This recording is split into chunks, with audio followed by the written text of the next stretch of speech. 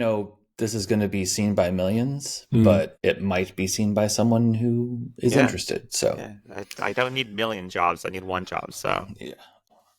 Okay. Well, if you're going to lack ambition, fine.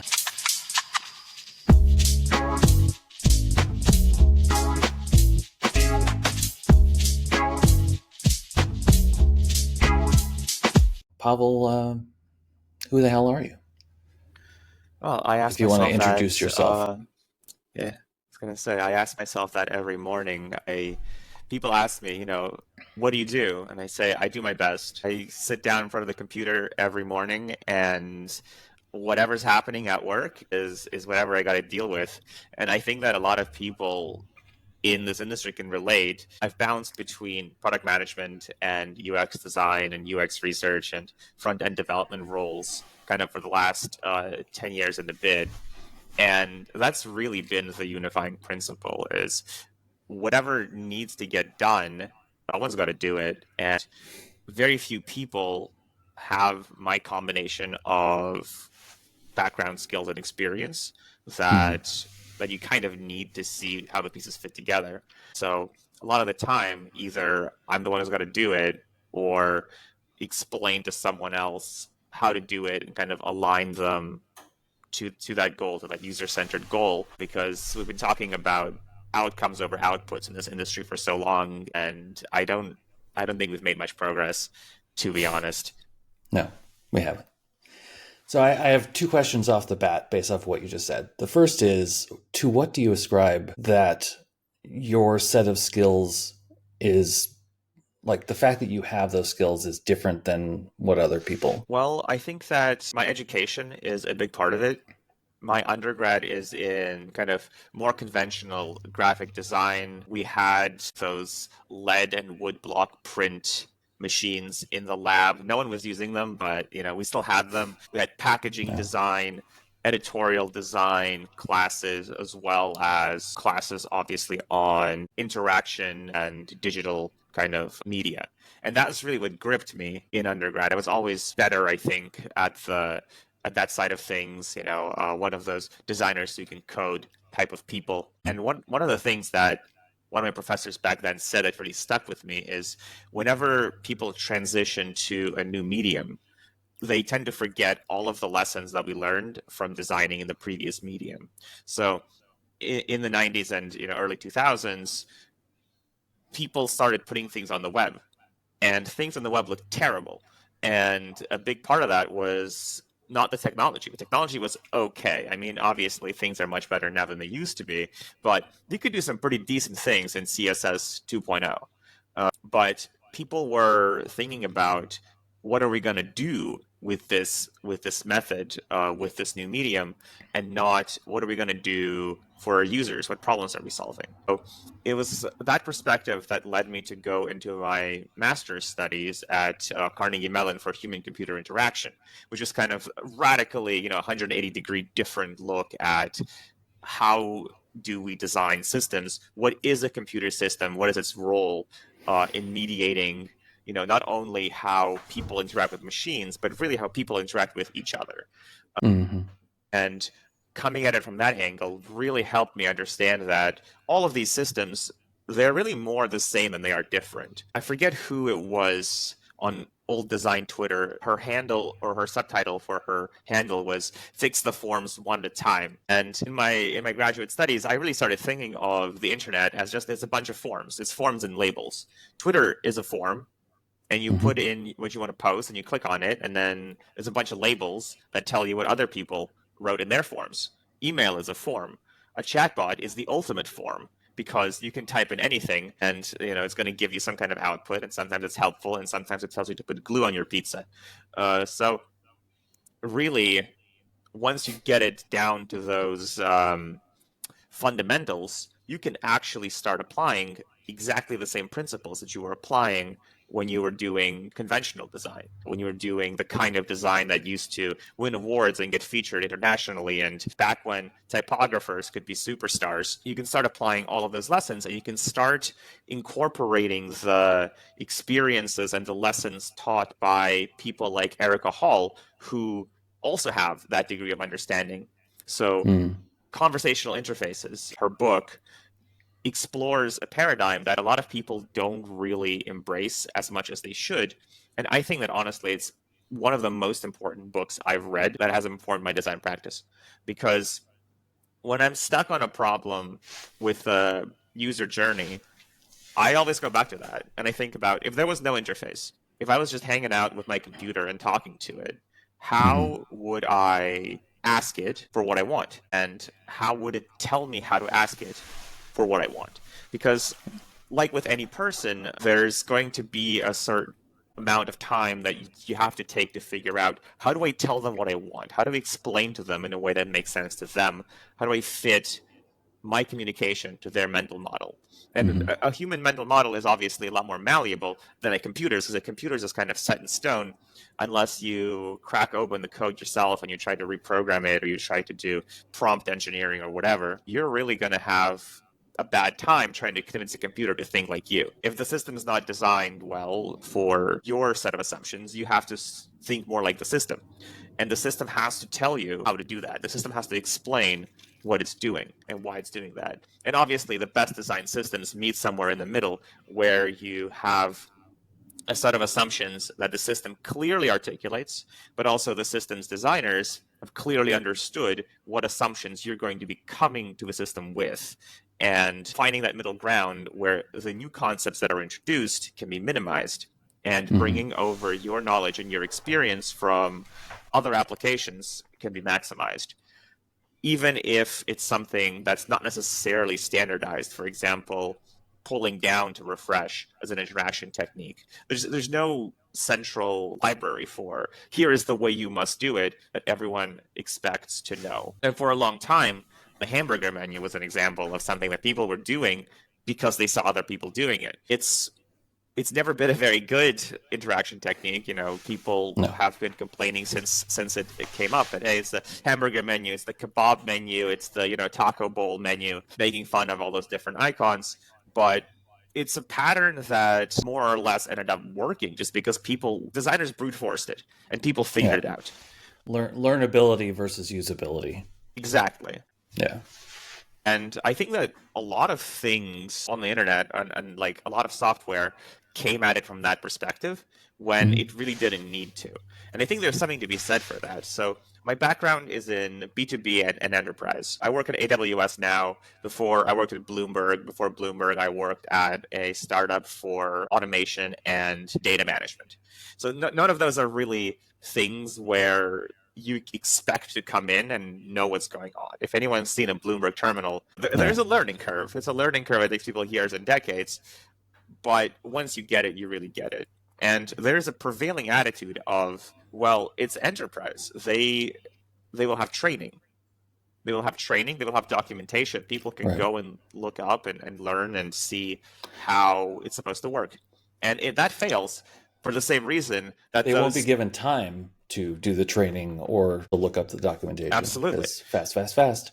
They won't be given time, and even if they are given time, it's the same thing like when you go in an app you haven't used for a while and it's like, here's the welcome Hmm. splash screen, we've updated, we have new features, do you want to take the tour? There's a button that everyone clicks and it's that small X in the corner, because like I'm not going to remember any of this.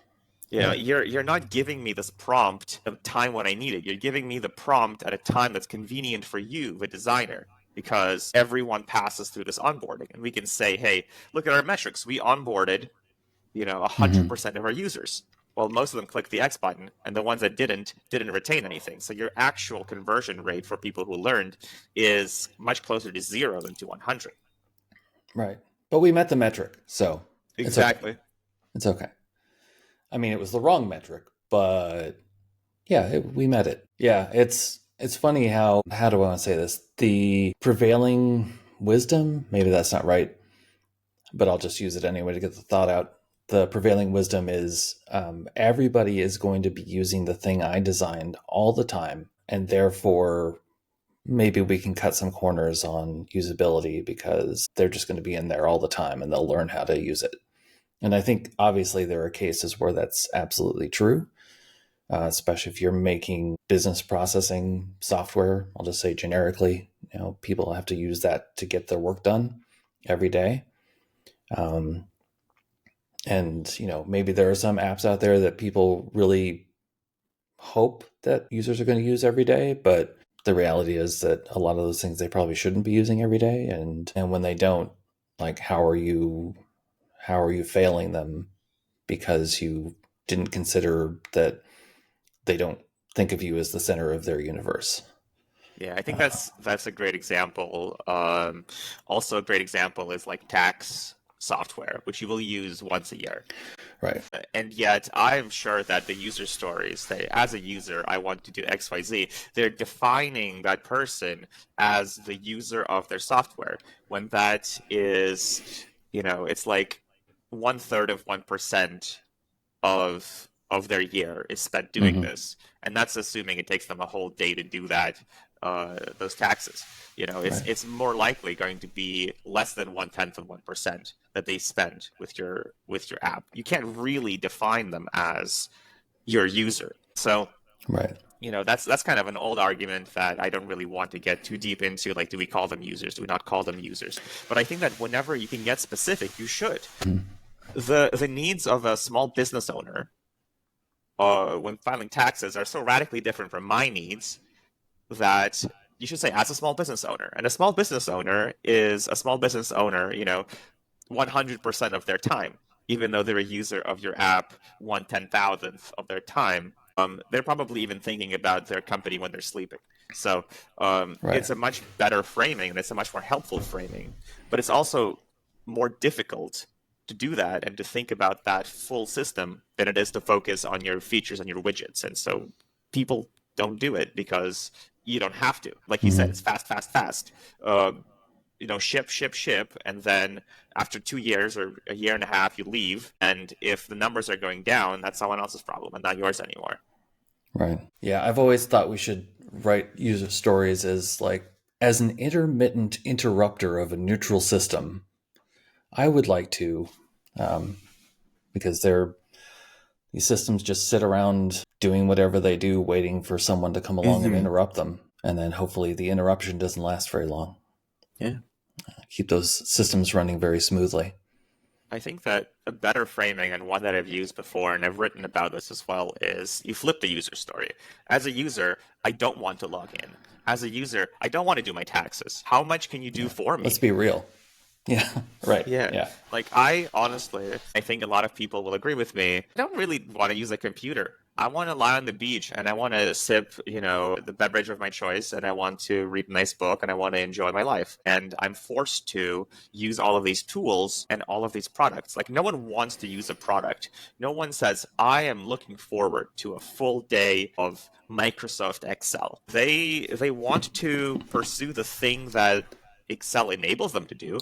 They want to do well at their job. They want to do their, calculations, finish all of their work that's been assigned to them.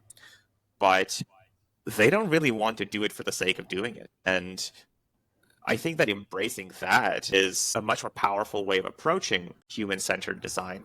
But it's also, once again, much more difficult because it's very difficult to measure actual impact. It's very easy to count the number of features we shipped. And so we're going to put some widgets in and we're going to put them on the welcome screen and we'll say that now we have a user base for a widget. But it's just adding more complexity to the user. It's degrading the user experience because now there's this thing in the way of what I'm trying to do. I don't really understand what it's for. I don't Mm-hmm. understand how it fits my goals. There's a little sparkle icon on it and it says try our new AI assistant, and then it keeps popping up whatever I'm trying to do, and like it doesn't fit with the way that I look at my goals. And no one did Right. the work of identifying where does it fit into the way I'm satisfying my goals. There's no observed enduring need that it's actually addressing. And this is something that I tell everyone at work, every customer that I talk to. If you're not observing an existing behavior to satisfy a need, it's not a real need. It's something that you made up so that you Yeah. can sell your future. Yeah. It's a business demand, not a business need, not a customer need, not a whoever need. It's someone said we need this, and whether that came from this is what we did at my last job, this is what our competitors are doing, this is what the CEO thought of at dinner last night, so we got to do it. it's, most software probably, and I say this conversationally, 99% cruft. What is the purpose of this? We need to have onboarding that is 11 screens long, because we really need to educate the person who's coming in for the first time about everything that we're capable of offering them.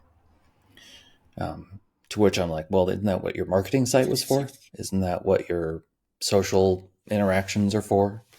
Reminding people what you're capable of. Whether or not they're there for all of those things remains debatable.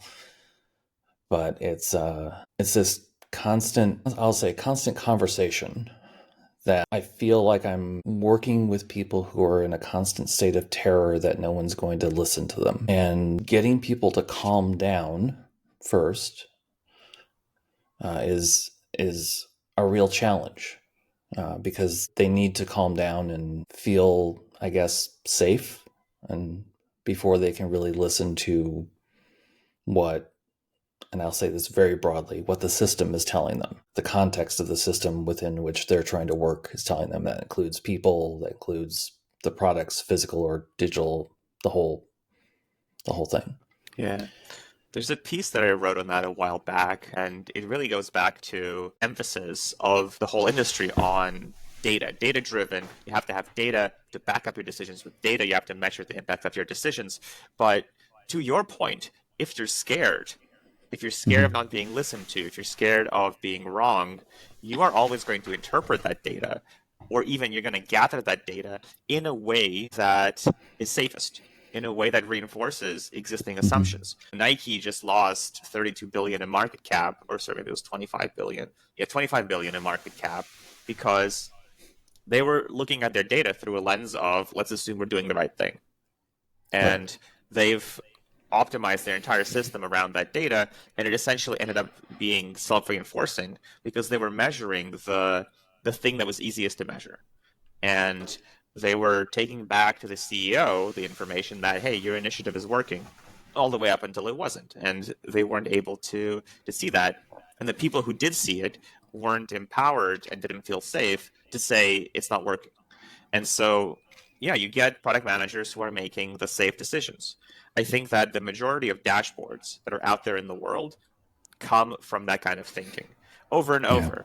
You can see on Reddit, you can see on Hacker News, all of those social spaces where someone has the opportunity to chime in.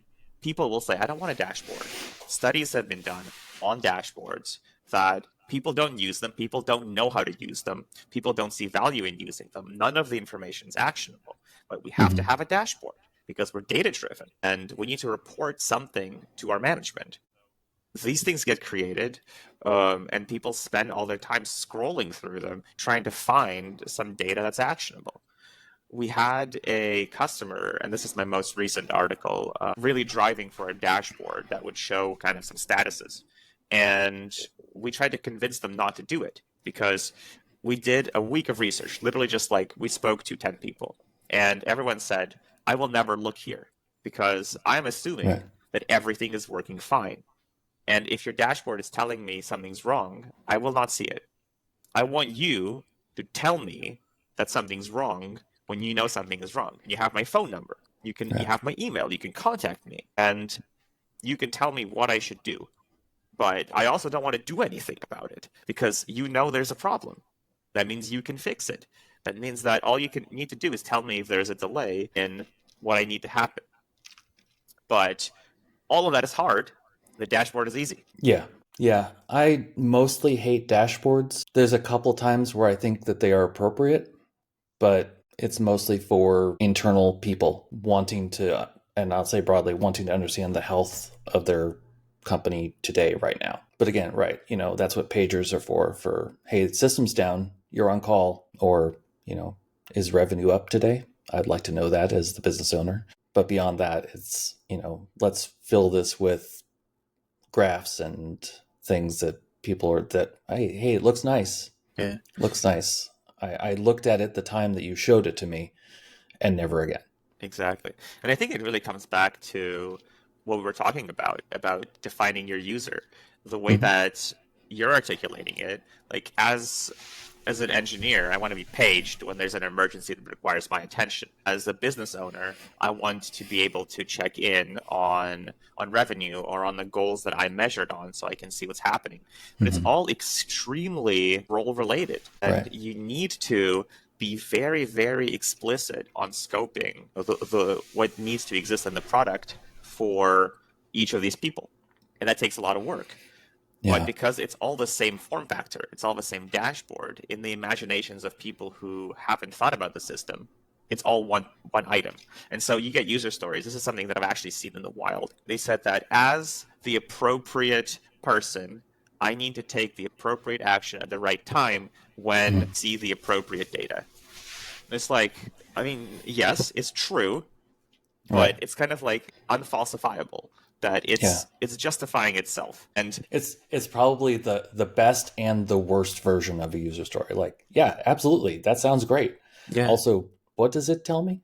exactly. Like it's kind of, I think, a great example of why user story is not the thing. A user story is a receipt of a conversation that you Right. had with your stakeholders and your developers that tells you what needs to be done. And I think it's a good example of a conversation that didn't happen.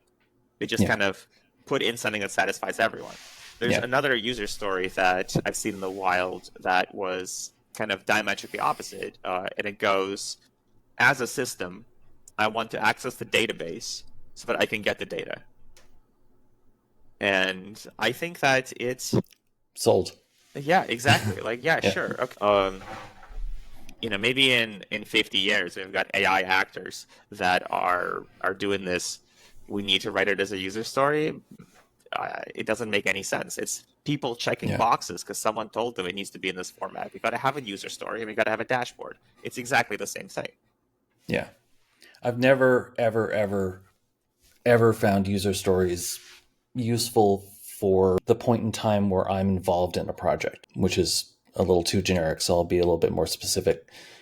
I find them very useful for UAT because they're testable assumptions, but I don't consider them design or build information. I think that there are better ways to capture who are the people that we are in service to and what are we trying to do for them. But I've always found them to be, and this is probably more an artifact of how I've literally seen them written, because it's, as a user, I want a submit button on this page, which is not like, why did you write that? The 6 seconds it took you to type that, you could have been coding the submit button. There's a lot of work that goes on in service of what we're outputting into the world that I think is time better spent upfront asking, why are we even doing this in the first place? For who are we doing it? Getting a little edgy philosophical at this point, but it's I don't know. There's just a lot of activity that I see that gets done that I'm thinking that may not need to get done, or at least not for the purpose you're doing it. Yeah.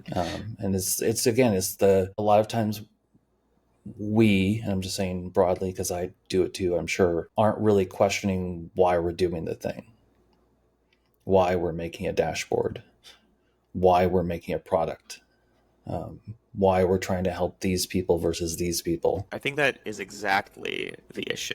Is people are to use the words of jobs to be done, which is, I think, another method that has exactly the same issue. Mm-hmm. People hire user stories Yeah. to do user stories.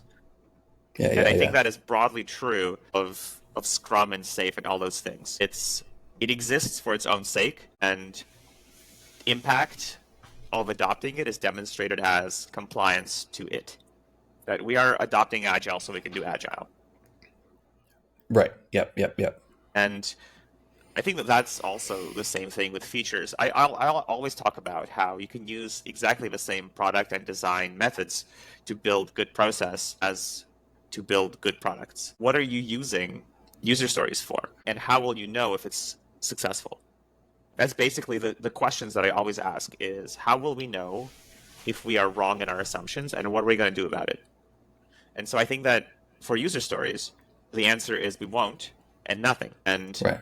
that's the answer to this question in most situations, that we have no way of knowing whether it's the right thing to do. And even if it wasn't, we would have no recourse. We would not be able to do anything about it because it's, the roadmap doesn't have any room for changing our path and redoing the work, or the roadmap doesn't include building our practice. We just do best practices, and then we're following best practices, and best practices means user stories. And so you have to have user stories.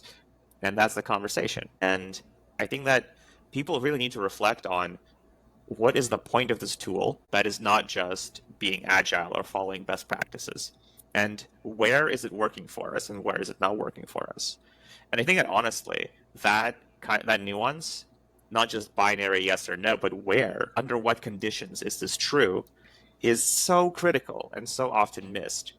Because there's lots of conditions where something is not true, and there's lots of conditions where it is true.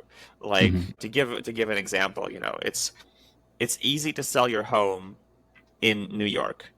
It's harder to sell your home in coastal Florida after a hurricane. But you can't generalize that to say, well, we did research, we found it was easy to sell your home or it was hard to sell your home, because it all depends on the context. Context and time, yeah. I think that's another problem that I often see is because people are not engaging with the context, they're not engaging with consciously making a decision of, okay, we know that this is true in these circumstances.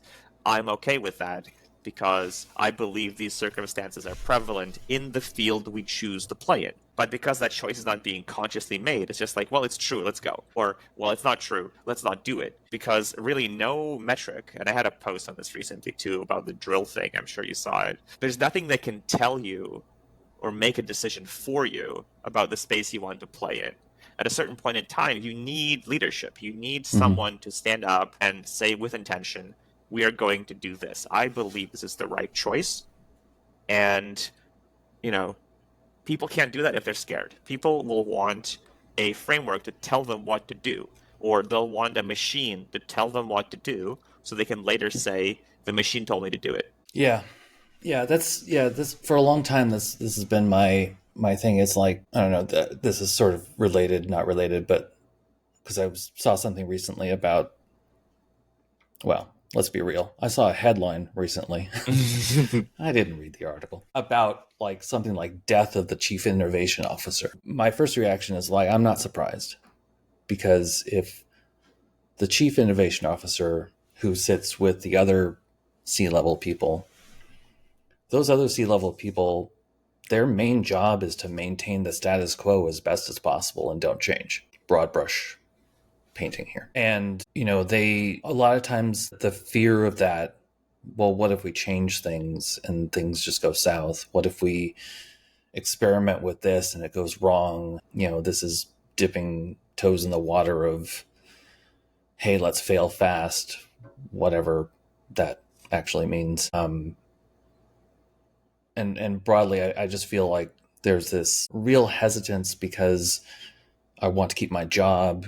I don't want to piss off the boss. The boss wants to keep their job, of really taking a chance and saying, hey, let's stop what we're doing because it's obviously not working. We all know it's not working. And let's work together to do it differently or better or faster so we learn more, or whatever the right thing within their context might be. And I feel like I spend a lot of my energy on that assuaging fear, maybe that is design work too, but doing what we tend to think of as design work. And I'm curious, like you said something at the top about, having experience as product management, with engineering, with design. And I'm curious about because you've whatever, if you chair or hat, you've sat in that chair, you've worn that hat, your view on this stuff, the system of work that we work within, and how that might be seen from the perspective of someone who's, maybe got their start doing design work. What year is it? 2024? Let's say they started in 2016. So they're coming up on a decade of work. They've got a pretty good portfolio, but all they do is design work. and the perspective of someone who has that background versus the perspective of someone who's played in these different spaces directly. There's a question in there, but hopefully Yeah. you saw the nugget of it. Yeah, I think that the approach of just doing design, it's a very tempting instinct to just kind of like go in your design cave and emerge 3 days later, carrying this genius and everyone's gonna clap and we're gonna ship it and we're gonna make $1 billion. And in reality, it faces the same problem as I see in a lot of Agile, where by the time the requirements, and I hate that word, but it's the word that's used, requirements, make it Mm-hmm. to the developers, Agile has no way of figuring out whether or not they're the right requirements Mm-hmm. beyond let's ship it and someone else will collect the metrics and then that someone else will tell us if we got it right. And there's a lot of different frameworks on top of Agile, Lean and Scrum and Safe and whatever. There's a new one every day. All of them bolt the stuff onto it in a weird way that doesn't really work. But the core of Agile is really a delivery framework or a concept. Yeah. Yeah. And I think designers kind of fall into that same trap that someone comes to them and says, this is the right widget to build. And I think that as the seniority of this designer improves, they will get bigger and bigger widgets. They look at from a small thing on a page to a section of our app to the whole ecosystem.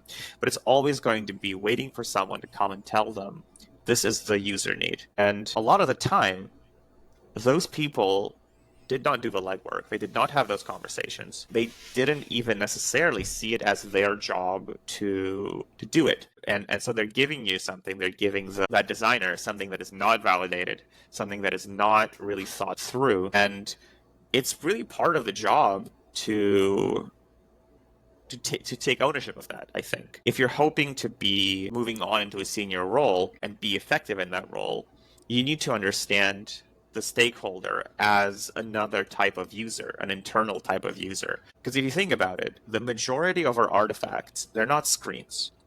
They're various models of the system. And see a wireframe or a mock-up or a sketch, all as models of a system.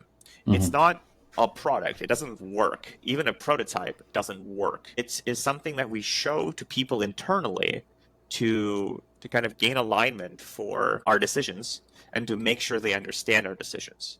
Mm-hmm. And then developers will build it, and the developer's output is going to go to the user. So Mm-hmm. when it comes to who sees our work, like actually who puts their physical eyeballs on the artifacts that we created, it's all internal people. It's Yeah. almost all internal people.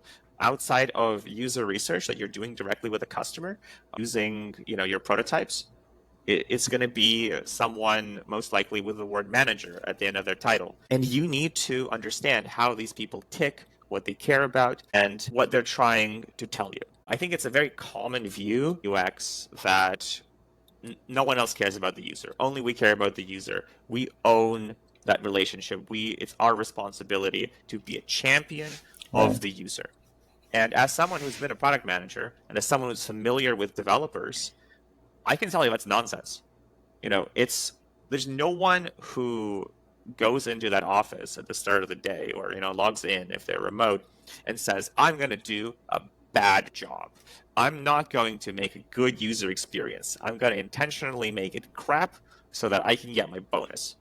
No one thinks like that. Everyone wants to create a good user experience in whatever way they understand it. And Mm-hmm. creating alignment on what that understanding is the biggest part of the job, I would say, for those higher levels of seniority.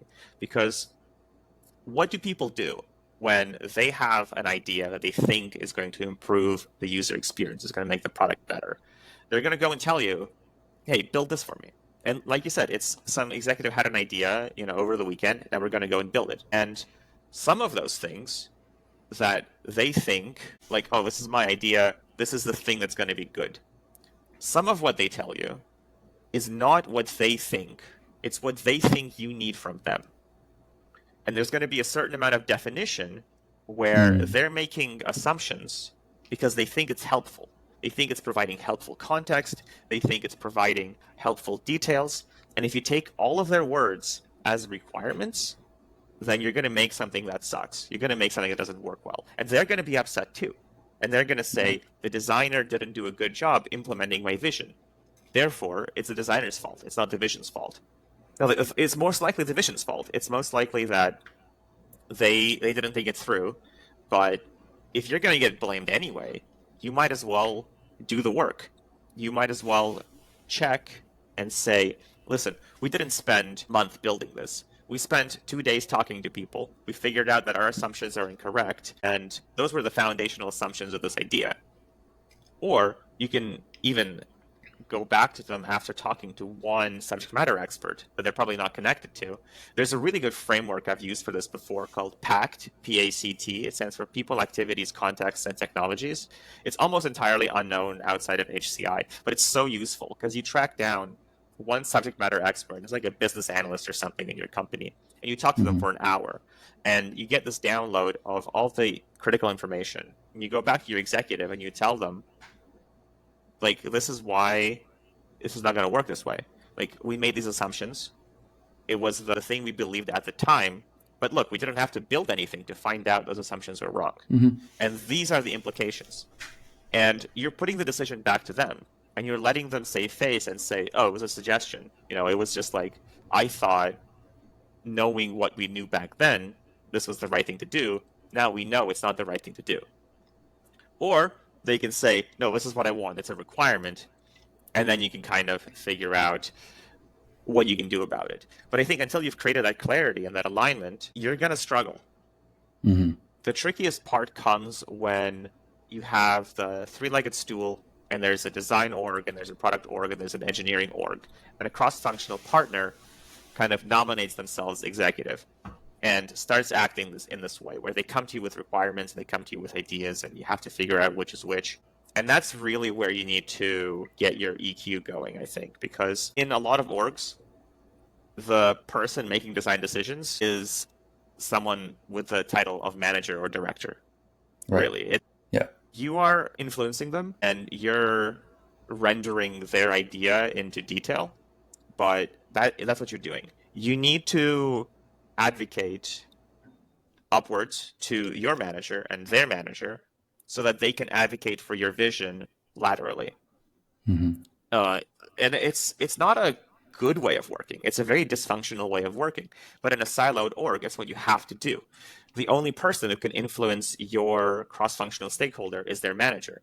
And the only person who can influence that person is their peer. So you can't go directly to them, but you need to create that kind of very broad alignment.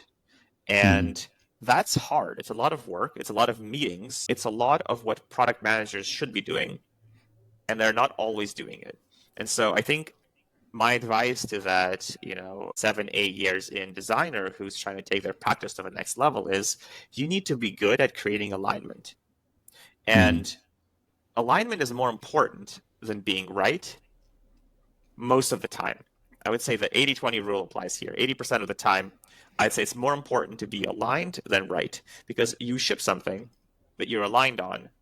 Oh, it was the wrong thing to do. Well, no one's to blame. As long as we are able to recognize we were wrong, no one's to blame.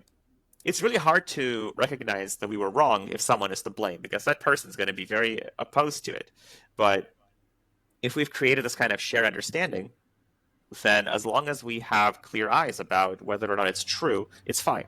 And, there are those cases where it's important to fight for something because the risk is very high, or the chance of success is very low, or it's something unethical. But the way that design builds political capital and the way that design converts people to its way of thinking is not by acting like we are divinely mandated to make the decisions.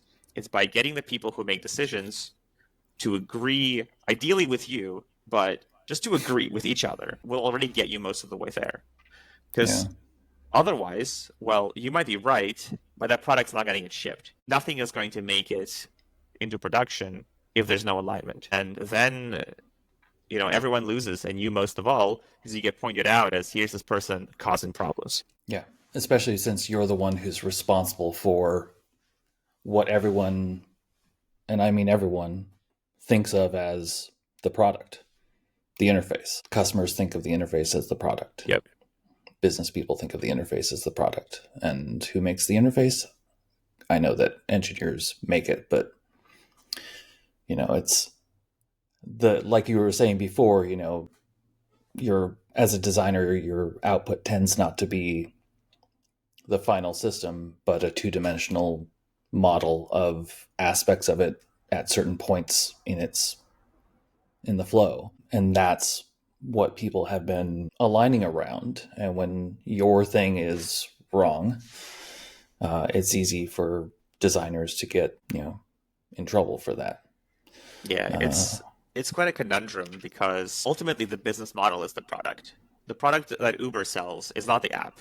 It's the Yeah, cars. yeah, But yeah, you're right. Everyone thinks of it. This is the product. Like Uber is a technology company. It's not. It's transportation. But yeah, they make this app, and everyone thinks about the app. And that's contrasted to the way that a lot of product managers, even very high-profile product people, think of these different roles. Kagan has a lot of very good writing and a lot of, I think, really bad writing because when he talks about design, he talks about usability. mhm, And usability is a very, very small circle instead of a bigger circle called usefulness. And designers are responsible for usefulness. yeah, Effectively, they are, because, like you say, people think of the interface as the product. If the interface is not helping them do useful things, they will think this is a bad product. But if all designers control is usability, and they get to make decisions over what are the capabilities of the system, how does the yeah, system interact with other systems, you're stuck in a really bad situation. And I've been in that situation. At Bloomberg, for example, the backend has a lot of constraints, just due to the fact that these are legacy systems from the 80s and 90s in a lot of cases. And a lot of the things that I was responsible for as a PM, but a PM for the customer experience, relied on those systems doing something they couldn't do. And we had to do so many workarounds to fix on the UI layer in HTML something that was broken many, many layers below it in this mhm, kind of like back-end code. The success rate of that approach is it's in the single digits. It's not 100%, it's not 10%. It's maybe like 0 or close to it. That you will always create more problems with trying to do that than you're actually solving. And you're creating UX debt, you're creating technical debt, everyone's upset. And as kind of the person left holding the bag at the end of it, it's like the goalie problem. Whose fault is it that they scored? It's the goalie's fault right, because by the time the ball gets to the goalie, the entire team let it through. But it's just most obvious who tried to touch it last.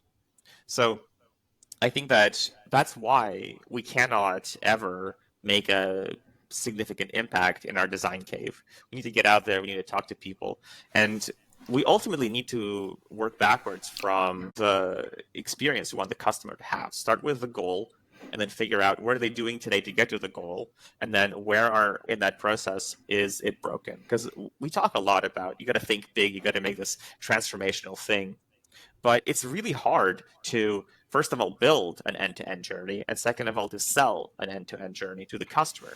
It's much easier, and it's much more in keeping with the MVP approach to find the one gap and bridge that gap, and then slowly you can expand from there. mhm, But just fix something that's broken instead of spending 90% of your time fixing something that's adjacent to what's broken. right. Yeah. And then I will take it even further and say maybe your company can just be good at fixing the one broken thing. Because I think it's the death of maybe not the business, but the professions is we have to keep adding things because that's what we're supposed to be doing. Yeah. Like if you do a really good job of addressing that failure point with whatever you've provided to your customers, and then you're like, okay, well, let's start branching out from there. There's just no end to that. And I don't know, maybe it's okay to just do the one thing. Yeah, I mean, I think that's a I know that's an conversation. overly simplistic view of it, but Yeah, it's a that's conversation about just the expectations of infinite growth and things like that. If you really think about it, all of our tech giants today, they started by having solved one problem really, really well. And mhm. if you think about what they've delivered since then, they've maybe solved like one or two more problems really, really well. And everything Yeah. else is kind of just there. So one, I'm asking everybody 7 ± 2 questions, just because it makes me laugh to say 7 ± 2. You can answer, not answer, totally fine. What is one thing you would change about your profession? I think the first thing I had to figure out is what profession that is. As someone who identifies as a designer but has done other roles, I don't know if I necessarily would want that clarity. A lot of people see that as constraining. I think the flexibility of doing what needs to be done is almost, I say, necessary. The one thing that I would want to change about the way people approach it is, I think, the hostile, siloed attitude of this is mine, I own this. Yeah. And I don't know how we do that. I think that it's a slow process of creating alignment, of creating a sense of teamwork, rather than, well, we have three different disciplines and product is solving product problems, engineers are solving tech problems, designers are solving visual problems, and we haggle over who gets to solve their problems. And in the meantime, the customer's problems go unsolved. I think that taking an approach of we are one team with one goal, and not just as a platitude, but actually making it real and having everyone measured on that one goal is the way forward. I think that more than any kind of agile framework, that is the way that we're going to fix it. But I think ultimately just that attitude of we are one team that does all of these things. We are not three different functions trying Mm-hmm. to slice up the pie necessary as a transformation if we're going to move forward as a practice. Yeah. The best experiences I've had have been on teams that think that way. We move faster and we get the right things done more often. Not saying it's perfect, but it's we're more right than just producing stuff. So yeah, great answer. What's one thing you wish people cared more about? And no constraints on this. Could be anything. Mm. I think in a broad sense, sustainability. And part of that has to do with, we just talked about the desire for infinite growth and adding more crap. And it doesn't really help anyone. Obviously, in the context of the web as a whole, so many things that were created over the past 30 years, you can no longer access them. And it's not just things that were created 30 years ago, Flash died and all those things are gone. A lot of Yeah. websites, broken links, never redirected, never fixed. Just things like that, like hardware systems. I know there's a big, for example, preservation effort for video games and for different formats like HD DVD and things like that, because everything on those discs and those cartridges is going to be very difficult to actually obtain and engage with very, very soon if it hasn't already. You've got cartridges going for thousands of dollars on eBay, and it's like, this is the last copy of this special version of Pokemon Yellow with like a Pikachu that has a hat or whatever, and all of that gets lost. And I think Mm-hmm. that also, especially in the context of environmental sustainability, like we're building more and more data centers, we're building more and more other kinds of infrastructure, using more and more power for things that no one really asked for, and for things that are not actually improving our happiness, our productivity, our health outcomes, things like that. And all of that is really going to catch up to us. And for a lot of products, it's already caught up with them, where there's so much stuff that your existing users are unhappy, your new users can't figure out what's going on because there's too much stuff, and your business kind of falls apart or grinds to a halt. In the same vein, I think that people burn out doing all of this, keeping up with all these different demands, Mm-hmm. and focusing on business models and focusing on teams that are sustainable, and not just we're gonna run sprints back to back to back to back with no rest period until you burn out and quit, and then we hire someone else. Like, instead of doing that, if we built our teams in a more resilient way where, yeah, we have some slack, and that means that when the problem comes along, we can absorb it because we have the resiliency, we have the slack to deal with it, Mm-hmm. rather than just trying to offload that onto, well, you're working 110%, now you can work 120. You know, as soon as you do that, it becomes the new normal. And it's like a ratchet. It just goes up and up and up and up until it snaps, without any counterforce to normalize it. And so I think that's really something that I would want more people to think about in their practices. Fortunately, it's very difficult to do that. The more senior you go, and the more you have pressure from senior stakeholders and ultimately shareholders to maximize quarterly profits. And in the pursuit of those quarterly profits, if you've destroyed 10 years worth of value in the long run, they don't care because they're going to sell their stock at its peak and go do something else. And you have that option as well. I think that we need to find a better way if we want to build better software ultimately. What accomplishment are you most proud of that you weren't paid to do? I think that has a similar problem to the first question, where figuring out where my job ends and where kind of like my choices to get involved with things that aren't, strictly speaking, my problem begin. Mm-hmm. But if I'm going to go really, really meta, Please do.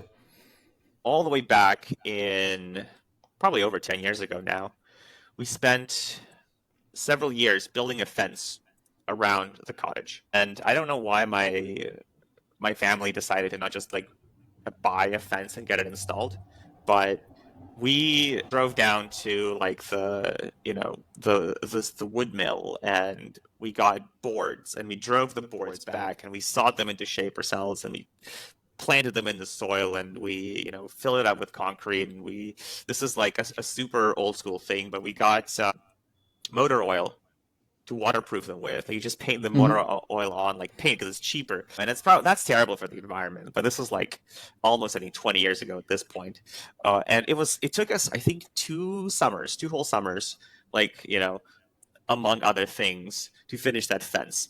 It was so much effort, and at the end, it's just like, look at that, I made it myself, and it's kind of a bit sketch. It's still there 20 years later. It's more sustainable than all the software I've worked on, which at this point has been redesigned and redeveloped and retired and replaced with something else. So yeah, I think that something like that I think I can be proud of it. No wrong answers for any of this stuff, especially the next one, which is probably the most important question I'm going to ask you today. No salsa, mild salsa, or spicy salsa? So I used to be no salsa person because I used to think the flavor should be in the thing. The thing you're eating should be flavorful. If you have to put a sauce on it, it means you've done a bad job. I have since changed my opinion. I think that a good sauce is an accomplishment in its own right. I think that it's an equal partner to the dish. Most bottled sauces do not rise to the level of a good sauce. Most jarred salsas do not rise to the level of a good sauce. But when it's good, I want it spicy because it's made for flavor. When it's mild, it's like, well, you're defining yourself by the fact that you're mild. Like, I don't want to be mild. I want to be bold, and I want to have an opinion. And the spicy salsa has the opinion. Sometimes the opinion is wrong. Sometimes it's all spice and no flavor. But if you're playing in the mild zone, you don't even have the opportunity to express your opinion. You're just kind of there. Yeah. I have a cooking background before I got into this line of work.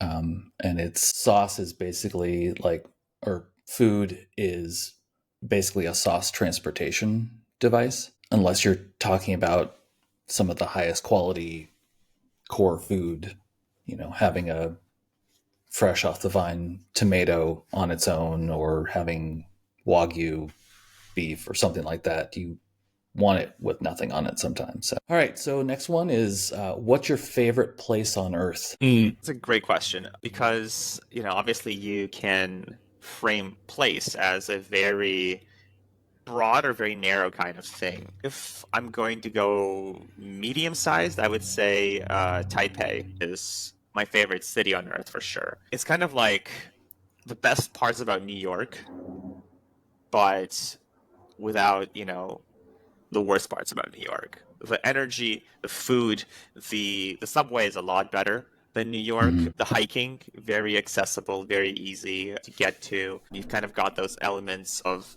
Japanese urbanism where there's no on-street parking, cars have their own space. It's very bikeable.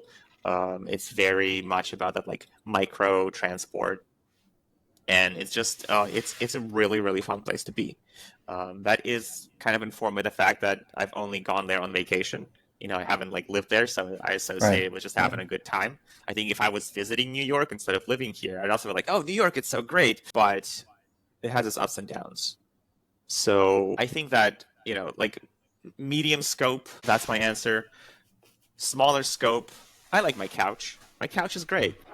I can read a book on it. It's no one's gonna bother me while I'm there. And then a similar vein, going slightly bigger, I really like the Brooklyn Botanical Garden. It's so close to where I live, but Hmm. it almost feels like you're transported to a completely different place. You can still kind of hear the helicopters and the police sirens and things like that, but it feels like you're apart from all of that, and just ducking into it for like an hour, it's especially at the end of the workday such a fantastic experience. So kind of laddering up from my living room out into the other side of the planet, that's kind of my ranking. Hmm. All right. So, relative to what first comes to mind when I say this, what do you wish you'd done differently? I think about that sometimes, and I think it's a very difficult question to answer because would I have gotten to where I am and thinking the way that I do if I had done anything differently? I think it's easy to say, oh, if only I had not done this one thing, but then everything else happens exactly the same, then like it'd be better or it'd be worse.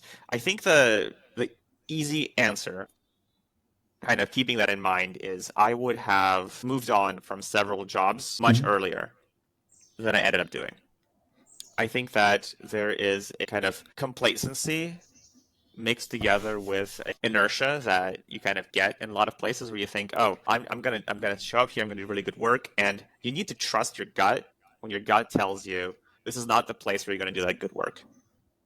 And you need to trust your gut when it tells you you've learned all you can here. I think it can be hard to do that. Obviously, if the market is lousy more often than not, but I think that you need to kind of look at your job as something that gives back to your career and not just something that you go to every day to get money.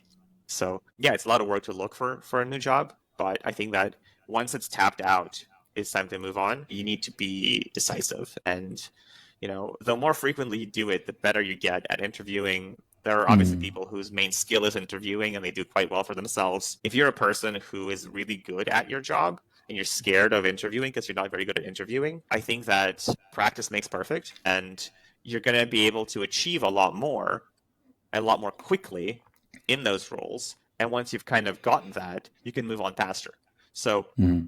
I think that's really the advice I'd give myself 10 years ago is when you join somewhere, set a goal, do the work that helps you meet that goal, and once you've met the goal, you can now figure out what's next. And it could be the next step is at the same company, and it could be the next step is somewhere else. It could be the next step is not a work thing at all. For example, I really only started writing long form almost 2 years ago.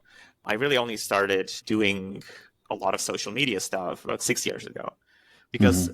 I decided that that was the right next step to kind of to do for me what I needed for my career to move on and for my expertise to move on to that next level.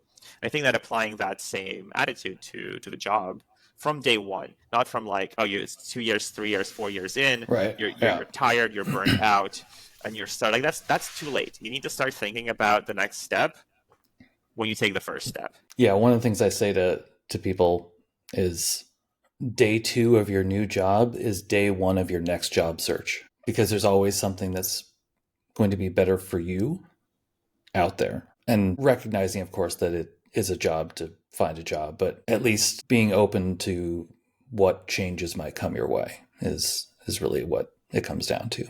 Yeah, I think that there's it's not a 100% successful heuristic, for example, because a couple of weeks after I started at Amazon, this would have been like over 4 years ago, a recruiter reached out, it's like, hey, do you want to apply for this role as a design manager at Twitter. And I was like, oh, I love to tweet. No, it's great, but it's not the right timing. And then shortly thereafter, the acquisition happened, and it became a very different company. So in a way, that was a bullet dodged, but of course, at the time, no one could have predicted that. So Sure. Yeah. be open to opportunities, but think them through, I guess, is the lesson here. So next one is, what would you do for a living if you left what you were doing now? So I think about that sometimes. I think that there's a certain amount of passive income that would just let me do not this. I'm not one of those people who lives to work. I think that if all my needs were taken care of and I can just live safely and do my thing. I think running like one of those combination cafes and cocktail bars or wine bars would be really fun. Do like a renovation on a little cottage in some small town, flip the sign once a day, switch from coffee and baking over to serving wine and cheese boards. I think that'd be really fun. I bake sourdough at home like everyone else who was quarantining in 2020. I do a pretty good martini, so I think that I'd be good at it. I think it'd be fun. And aside from the whole, like, I don't know if you've watched The Bear, people say it's a pretty accurate representation of how it is in food service. I think that if you have a cheese plate as your most sophisticated dish, you're probably going to avoid most of that. Like, I don't want my job to be stressful.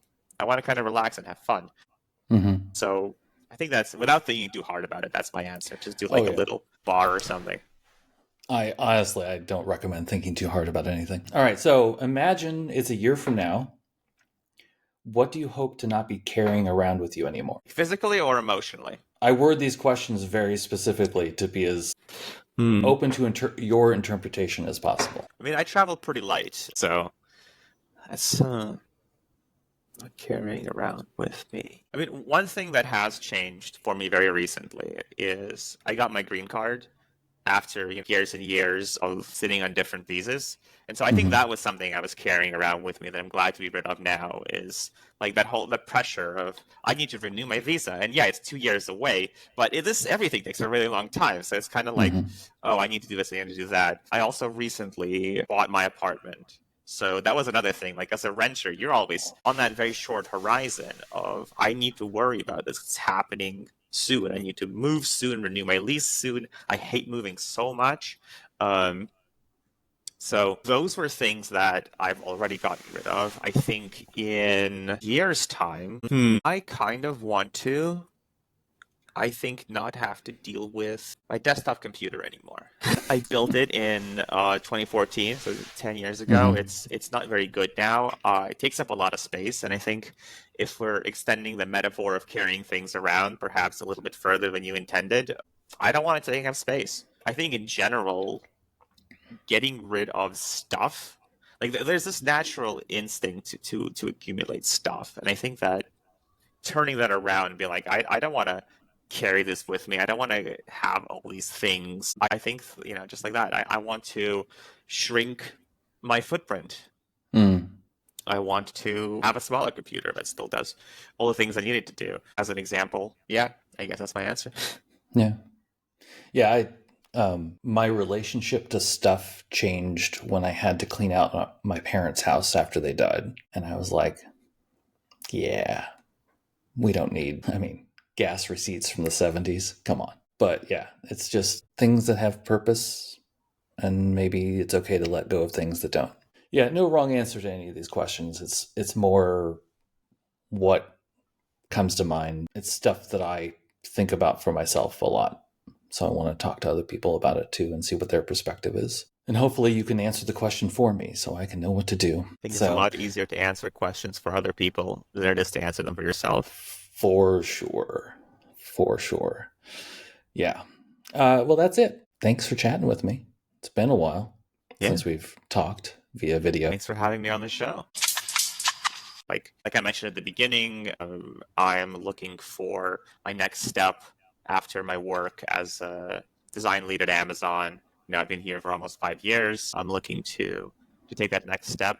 So if folks out there are listening and you kind of don't think I'm too crazy, or you want a little bit of crazy in your practice, hit me up.